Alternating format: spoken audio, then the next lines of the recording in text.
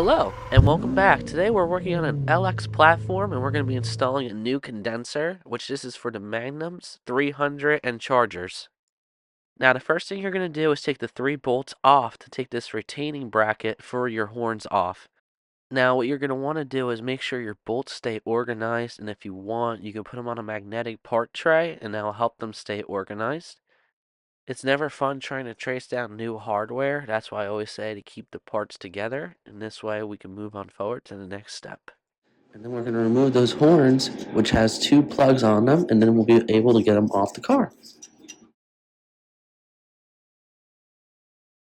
Now, once you're done getting that off, you disconnect your ground wires, the plugs that go to the back of each horn. We're going to be able to get this bracket off, and we can actually clean it up, remove all the rust on it, repaint it, and then we can reinstall it once we're done with the rest of our installation today. As you can see, the water and moisture was trapped on this bracket a lot, and it caused the paint to peel and the rust to form underneath it.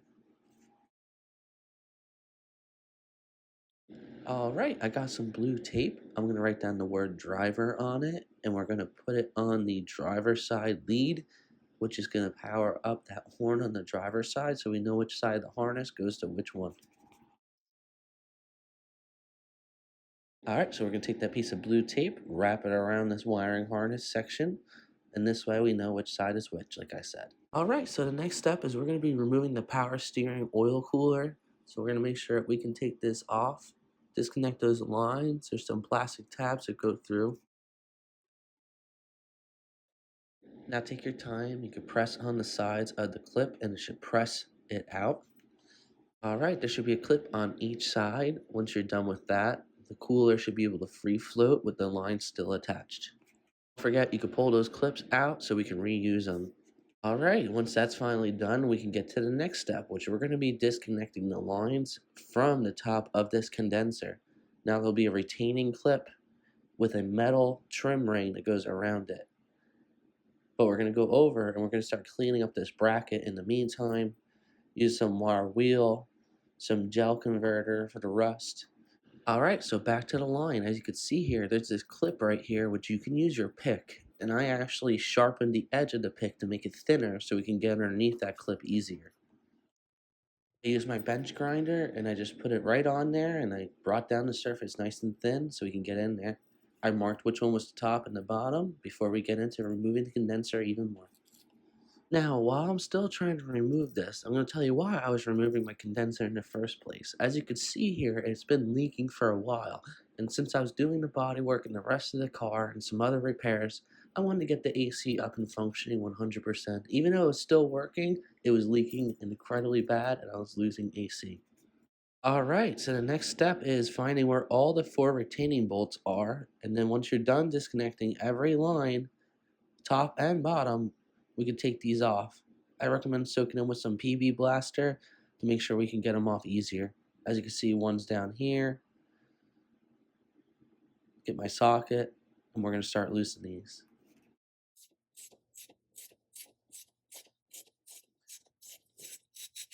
Alright, once you have almost all the bolts loose, I would leave the top one in out of the 4 so that we can take that one off last. We can lift it up or drop it below without it ruining everything else around it. Now, before doing any AC components, removing any lines or anything, make sure there's no gas in your lines and you recover it with a professional. Make sure that there's nothing that you can release.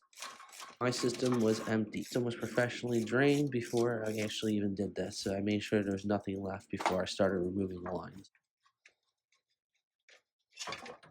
Alright, once we get that one bolt done, we can actually drop it down below. As you can see here, I'm lowering it down to the ground, and I'm going to grab it below by my hand down there and walk it out. You can see all the leaking it's been doing for a while.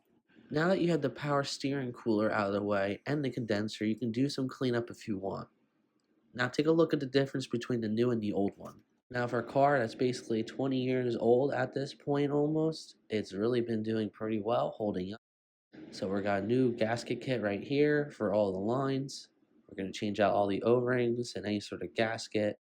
Then we're going to place them back on there. You might need a pick to pull off the old ones. You're not going to probably be able to slide them off with your hand. But once you get them off, we're going to clean them up, reload them up with the new ones. You got to size them out Make sure you take the ones out of the kit that are actually for the right one because it's a universal one.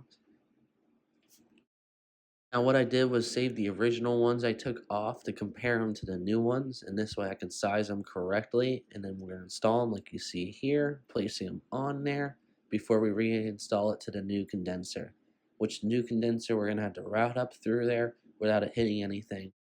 So right now, as you see, I got it through, and we're about to get it to its mounting hole so that we can then start reinstalling this. Alright, so I got the mounting bolts back in on the top so we can retain it in. I started routing up everything that I could. We got the other bolt on the bottom that we're about to add back in and tighten it in. Now the best part about getting the bolts in on the top is that you don't have to worry about it sliding all over. It's going to hold itself in place while you're trying to reinstall this condenser. And then if you're working by yourself, I definitely recommend doing the top ones like I said first. Then we hit the other side on the passenger side to get the last bolt on. Then we can move on, like I said, to putting in the lines. At this point, the factory clip was kind of spinning behind there, so I was kind of just trying to get it at that right angle where it will grab again, and I didn't have to pull the whole system apart just for one clip. Alright, once you get all of them on, you can go around and torque them down. I leave them a little bit loose on each side before I get them all in. And as you can see, I got the other lines back on.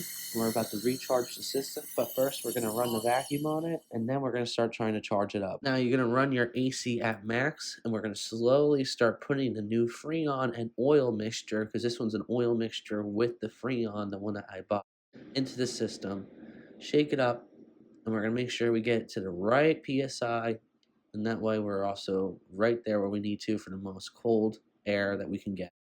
Alright, once the system cycles a few times, we're going to be right in between the zone of the blue, holding steady, as you can see here. And this is exactly what you're looking for, is for the line to hold steady in that zone, in the blue, because you're not going to want it to be any colder or any more where you have too much in the system. Alright guys, remember to like and subscribe. Every like and subscription helps grow my small channel as I'm aiming for a big shop. Thanks again guys, and stay tuned for more.